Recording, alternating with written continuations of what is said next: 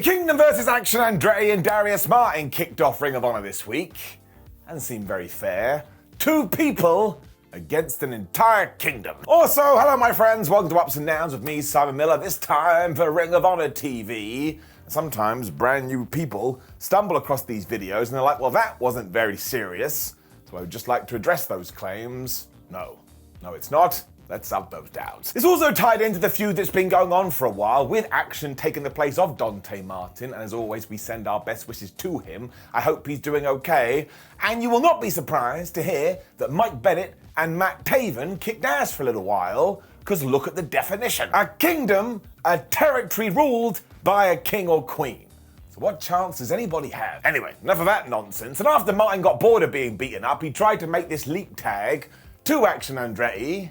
And Mike Bennett was like, nope, and he spine busted him, or he busted his spine. They then went and whooped Action Andretti too, so he wouldn't be able to get the tag anyway. Of course, eventually he did get this touch of hands, because it is professional wrestling. He did this crazy springboard moonsault onto everybody, and this is when Darius was like, well, I want some revenge too, and he pushed Matt off the top. Action and Darius were then doing double team moves. This is when I realized, wait a minute, this is what my brain does. We can call them because you can go Action and Darius.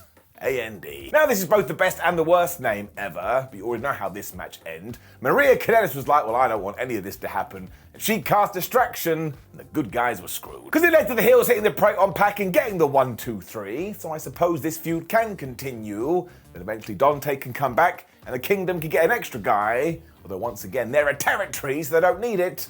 This was a fun start. Athena was then in the back cutting a promo, and I'm pretty sure that she threatened the porcelain hussies. So I was like, Athena, you're the best. It's also when we got the best match ever, and I am not kidding, because here is the deal. I'm a big fan of Willow Nightingale. We have talked about that before, but we've also talked about how I am a fan of the Renegades, and here it was Willow versus Robyn Renegade. So I felt like a proud parent. I don't know what that means. Seriously though, both are getting better week in, week out, and I just enjoy being a fan and see professional wrestlers improve on my screen. There's something nice about it. Nightingale did start out hot here before Robyn decided, well, I can use the ring apron to get back in control. When she went up to Willow and just slapped her right round the face. That'll do it. It was always just going to piss off Nightingale, so she absolutely smashed out this spine buster, and she hit the most ridiculous pounce ever. And if you look out the window, you can probably see Robyn Renegade now flying to the moon. Because they are Renegades though, all of a sudden Charlotte was taking her place. They were doing that kind of twin magic thing, which I'll always enjoy. And it did sort of work, because all of a sudden, Robyn hit the most devastating move in all the sports entertainment surprise roll-up. And I can't lie, I may have gone, please.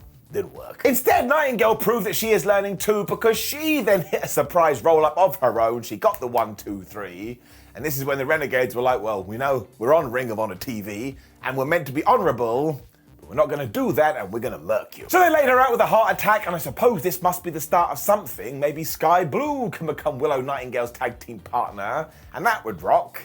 So I'm really excited about this. There's something nice and fresh and new. Giving it up. Quick interview with Colt Cabana, who was going to be facing Samoa Joe later, and I couldn't help it. I was like, man, look at this. 2023 and it's Samoa Joe versus Colt Cabana. That makes me feel warm and fuzzy in my tum-tum. As always with ROH TV, the matches just keep coming though, and we got somewhat of a surprise return here, or at least it surprised me, because Lance Archer is back. And I can't remember the last time we did see him on affiliated AEW television. He was fighting Jarcy. And poor Jarcy. I mean, Archer literally dragged his ass to the ring from the back, beat him up, hit a massive lariat, pinned him 1-2-3, and then very nicely, because he's a kind man, grabbed his poor victim and took him to the back again. So I really do hope that Lance Archer pops back up all over the place as well, because he is so damn good.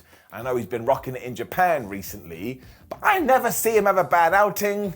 It's always nice to have a squash match here and there. And then the big man slapping another not so big man continued. So here came Brian Cage. Now, he was taking on Joey Jet, who I swear was a member of the Jetsons. And he must have been a hometown hero or something.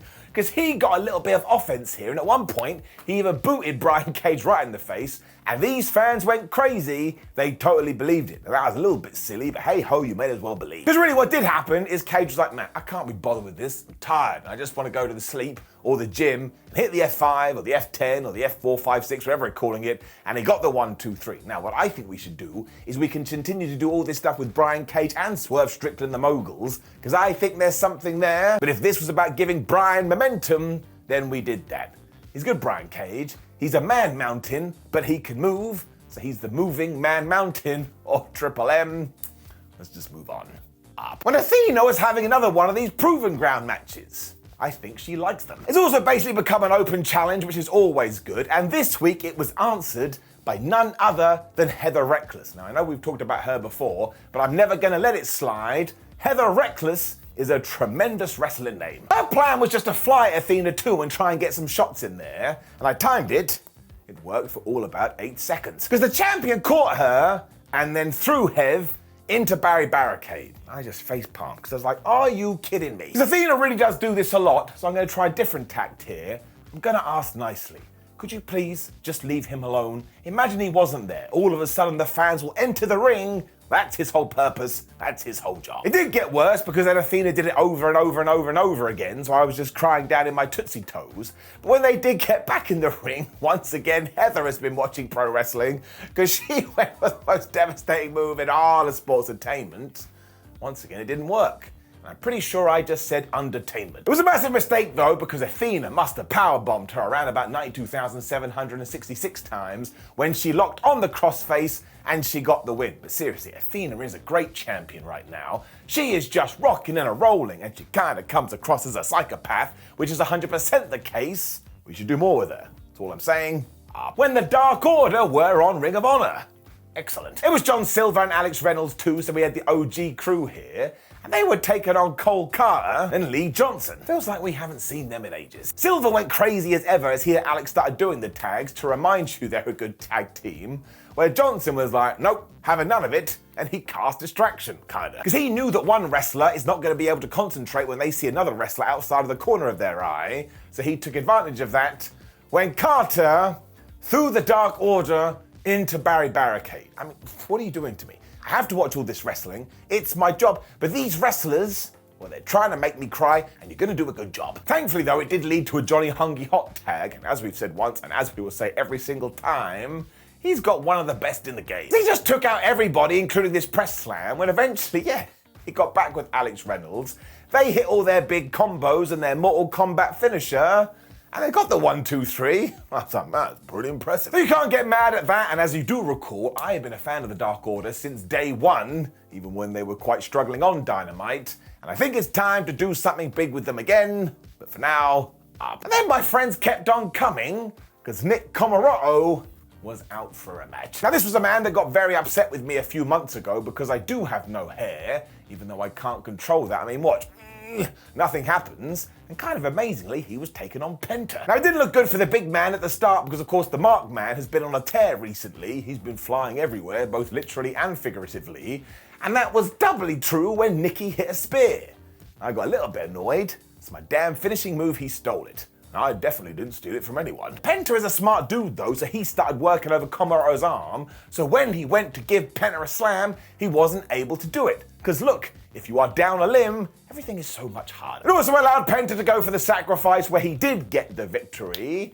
And I kind of liked all of this, and maybe, just maybe, this is what Ring of Honor should become a house for. These wrestlers that we did used to push on AEW, and now they can have a second coming. No idea where it's all headed though, because do not forget that Penta is one half of the Ring of Honor Tag Team Champions. So maybe, going back to what I just said, Nick Comoroto and Anthony Ogogo can go after those titles. You could just do it on TV, that's totally fine. Up. When we got to what I think was the highlight of the night, Lee Moriarty versus Takeshita. Also goes to show that I know nothing about how to book a show, because on Ups and Downs for Dynamite, I was like, man, I think Takeshita may join the BCC.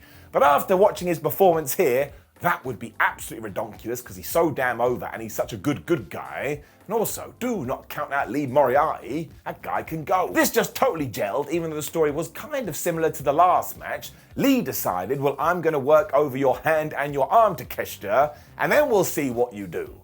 and Takeshita's answer was to keep going for German suplexes, but das is good. It did, however, stop the Blue Thunder Bomb, the least successful move in wrestling history, when they were throwing each other, let's do it all together now, into barricades. So that's that. I have decided we are starting a counter. It's going to go across every single damn wrestling show. I'm never going to be able to keep up with it, but we're going to start it here because it'd be a big surprise for everybody. And I'm going to say it moves up to 3. That's being generous. I'm pointing over here. I can't remember where the counters are. He also used the ring post to inflict even more damage, but this is when Takeshita was like, I'm done, and he started to fight back. I mean, there was a clothesline, there was a brainbuster, there was a senton. Every single thing was absolutely wonderful. Eventually, Moriarty was still able to kick him off and hit a superplex, but then we did get the Blue Thunder Bomb. Did he get the pin? Of course it didn't. They were then going back to all these German suplexes where Takeshita finally hit his massive one. Then he hit that incredible forearm. He followed up with the running knee. 1, 2, 3. That rhymes, so I do get a prize. This one gets a round of applause. There is a lot of good stuff on that Ring of Honor. You should watch it up. And speaking about such things, it was then Vikingo versus Gringo Loco. And this was absolutely nuts. Now, I don't even know what to do, because it's one of those matches where they just defied the laws of physics, they defied the laws of gravity, and basically sent you a message, oh, we're not of this world. We were sent from some kind of wrestling planet, and we're going to do things you've never seen before. I mean, they were missing dives, they were hitting dives, they were doing these crazy slams from the top rope and then just smashing into the mat. You never knew what was coming next, and yet they nailed everything so perfectly. Even when it was a little bit wibbly wobbly, they always find their feet again. They're just something else. We also got this amazing Spanish fly and a facebuster that was followed by a slap that made me laugh because I'm a bad person. And that outside-in Phoenix splash that Vikingo does, I mean, that is never going to get old. There was also a catch uranagi, which was also incredible, and of course it ended with that 630 that Vikingo does. My big question is, I don't get how you carry on this style for more than 5 years. I mean, even here it looked like they were limping a little bit, but honestly, I take my respect gland and I just throw it into their face, which sounds absolutely disgusting, but they just give us so much, and they're so damn talented. Again, go watch these last 2 matches, you'll have a good time. Up. When out came the Iron Savages. Wait, because while this happened ages ago, I had totally forgot that Bear Country had morphed into the Iron Savages.